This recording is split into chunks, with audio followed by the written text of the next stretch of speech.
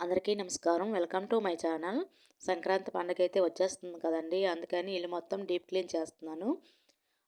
ఏసీలు, ఫ్యాన్లు అయితే మనకు అందవు కదా! అందుకని మా వారికి అప్పజెప్పాను. అతనైతే క్లీన్ చేసేస్తున్నారు. క్లీన్ చేసినాక మిగతావన్నీ నేను దులుపుకొని శుభ్రంగా సామాన్లన్నీ దోముకుంటున్నామండి. ఈ ఈ ప ఈ పనులు కాదు గానీ ఇవైతే 2 రోజులు టైం పట్టిందండి. శుభ్రంగా ఇవన్నీ చేసినప్పటికి. అలాగని ప్రతీదీ మీకు పెడితే వీడియో అనేది లెంతీ అయిపోద్దని చిన్న చిన్న బిట్లు మాత్రమే యాడ్ చేస్తున్నానండి. ఇది అందరింట్లో కూడా చేసుకుంటున్నారు. మీ ఇంట్లో కూడా చేస్తున్నారండి? సంక్రాంతి పనులు అయితే స్టార్ట్ అయిపోయాయా? మా ఇంట్లో అయితే స్టార్ట్ అయిపోయాయండి. నీట్‌గా అయితే గిన్నెలన్నీ తోమేశాను. తోమేశాక ఆరిపోయినాక శుభ్రంగా ఎక్కడ సామాన్లు అక్కడ మళ్ళీ కబోర్డ్‌లో సర్దేసుకున్నానండి.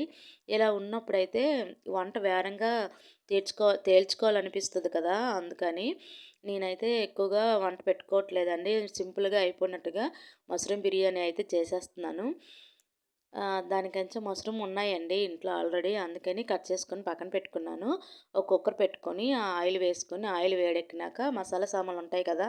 లవంగ, చెక్క, స్టార్ ఫ్లవర్ అవన్నీను వేసుకొని బిర్యానీకి ఆకు కూడా వేసుకొని ఉల్లిపాయ ముక్కలు కట్ చేసుకొని, పచ్చిమిర్చి, ఉల్లిపాయ ముక్కలు వేసుకొని అవి కొంచెం వేగినాక అల్లం వెల్లుల్లి పేస్ట్ వేసుకున్నానండి. అది కూడా వేగినాక కట్ చేసుకున్న టమాటాలు ఒక 2 వేసుకున్నాను. వేసుకున్నాక సాల్ట్ వేసానండి.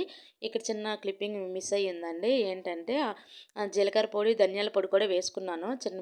అది క్లిప్ మిస్ అయిపోయింది. అవి కూడా వేసుకొని మగ్గినాక మష్రూమ్ వేసుకొని అవన్నీ మగ్గినాక అరగంట నానబెట్టుకున్న మా బాస్మతి రైస్ వేసుకొని 2 గ్లాసులు నీళ్ళు వేసుకొని ఒక 2 విజిల్లు అయితే రానివ్వాలండి.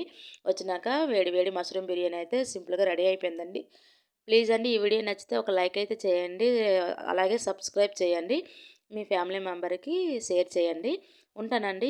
ఇంకో మంచి వీడియోతో మళ్ళీ